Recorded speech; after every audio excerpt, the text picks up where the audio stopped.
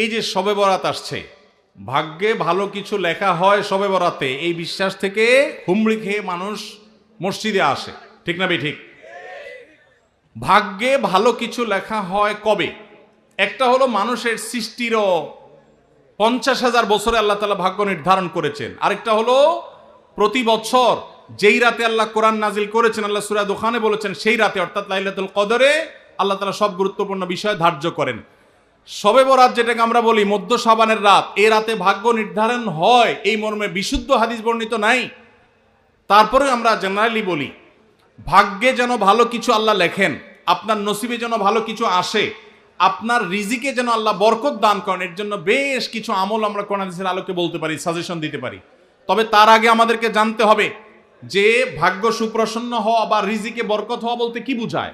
বা রিজিকে বরকত হওয়া বলতে বুঝায় আপনি যা কামাই করবেন এর ভিতরে আল্লাহ তাআলা কল্যাণ দিবেন, যা কামাই করবেন এর ভিতরে বরকত হবে, প্রাচুর্য না, অনেক টাকা না, যা হবে এটাতে কি হবে?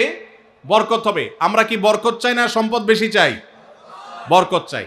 বরকত যদি চান এক নম্বর হলো ঈমান এবং তাকওয়া লাগবে। আল্লাহ বলেছেন ওয়ালাউ আন্না আহলাল কুরআন আমানু ওয়াত্তাকাউ লাফাতাহনা আলাইহিম বারাকাতিম মিনাস সামা। যদি কোনো জনপদের লোকেরা ঈমান আনে, আল্লাহর ভয় অন্তরে লালন করে, আল্লাহ বলেছেন আসমান থেকে বরকতের সব দুয়ার খুলে দেওয়া হবে।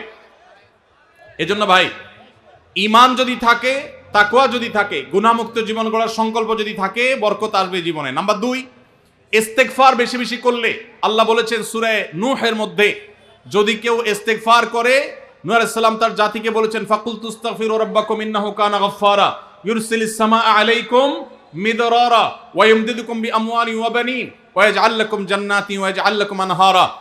আল্লাহ নবী নূহ আলাইহিস সালাম বলেছেন আমি আমার জাতিকে বলেছি তোমরা আল্লাহর কাছে ইস্তেগফার করো, ক্ষমা প্রার্থনা করো। বেশি বেশি ইস্তেগফার করলে আল্লাহ তাআলা রিজিকের মধ্যে বারাকা দিবেন, অভাব দূর করবেন, সম্পদে এবং আল্লাহ তাআলা বরকত দান করবেন। তাহলে 2 নম্বর আমল হলো ইস্তেগফার করা, রিজিকে বরকত হবে ইনশাআল্লাহ। নাম্বার 3, শুকর আদায় করা। আল্লাহ বলেছেন লা ইন শাকারতুম লা আযীদান্নাকুম। আপনি কোনো কিছু পেয়েছেন আলহামদুলিল্লাহ বলেন, যা পাইছেন শুকর আদায় করেন, আল্লাহ নিয়ামত বাড়ায় দিবেন। নাম্বার 4, দান সাদাকা করা। আল্লাহ তাআলা বলেছেন ইয়ামহাকুল্লাহুর রিবা ওয়া ইউরবিস সাদাকাত। আল্লাহ সুদকে ধ্বংস করবেন, তবে সাদকা এবং দান এটাকে আল্লাহ তাআলা বাড়িয়ে দিবেন। এই জন্য কেউ যদি দান করে আল্লাহ তাআলা তাকে কি দেন? বরকত দান করেন তার রিজিকে। তারপরে 5 নম্বর হলো আত্মীয়তার সম্পর্ক রক্ষা করা। নবীজি সাল্লাল্লাহু আলাইহি সাল্লাম বলেছেন মান সাররাহু আন ইউবসাতা লাহু ফি রিজকিহি আও ইউনসা লাহু ফি আথারিহি ফালিয়াসিল রাহিমা। যে ব্যক্তি চায় তার আত্মীয়তার সম্পর্কে, যে ব্যক্তি চায় তার হায়াতে বরকত হোক, তার রিজিকে বরকত হোক, সে যেন আত্মীয়তার সম্পর্কের সাথে সম্পর্ক ভালো রাখে, আত্মীয়দের সাথে অর্থাৎ রক্ত সম্পর্কে আত্মীয়দের সাথে যেন সম্পর্ক কানেক্টেড রাখে, বিচ্ছিন্ন না করে, তাহলে তার রিজিকে এবং হায়াতে বরকত হবে। এবং সর্বশেষ আরেকটা আমল বলতে চাই, সেটা হলো খাবারের ক্ষেত্রে একত্রিত হয়ে বসে খাবার খাওয়া। এই সুন্নত আমাদের সমাজ থেকে বিদায় হয়ে গেছে, আমরা অনেকে জানি না। আবু দাউদের একটি হাদিস বর্ণিত হয়েছে, নবীজি সাল্লাল্লাহু আলাইহি সাল্লামের কাছে এক ব্যক্তি বললেন হে আল্লাহর রাসূল, আমরা খাই কিন্তু অনেক খাওয়ার পরেও পরিতৃপ্ত হই না, পেট ভরে না, খাবারের চাহিদা পরিপূর্ণ মিটে না, কারণটা কি? নবীজি সাল্লাল্লাহু আলাইহি সাল্লাম বলেছেন তোমরা সম্ভবত আলাদা আলাদা প্লেটে খাও, আলাদা আলাদা সিঙ্গেল খাও।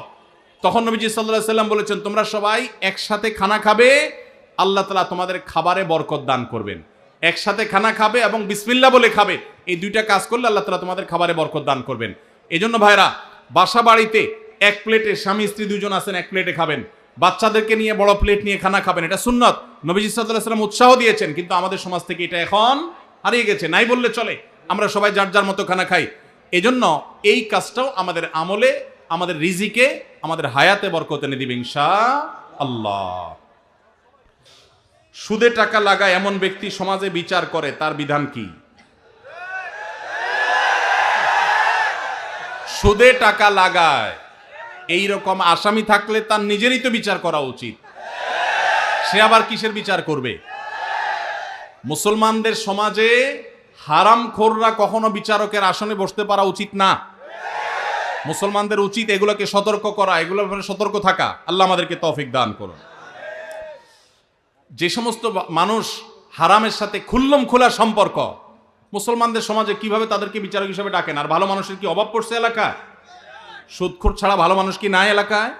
তাহলে কেন সুদখোরকে দিয়ে বিচার করতে হবে? যে আল্লাহর ভয় যার মধ্যে নাই, সে কিভাবে ন্যায়সঙ্গতভাবে বিচার করবে?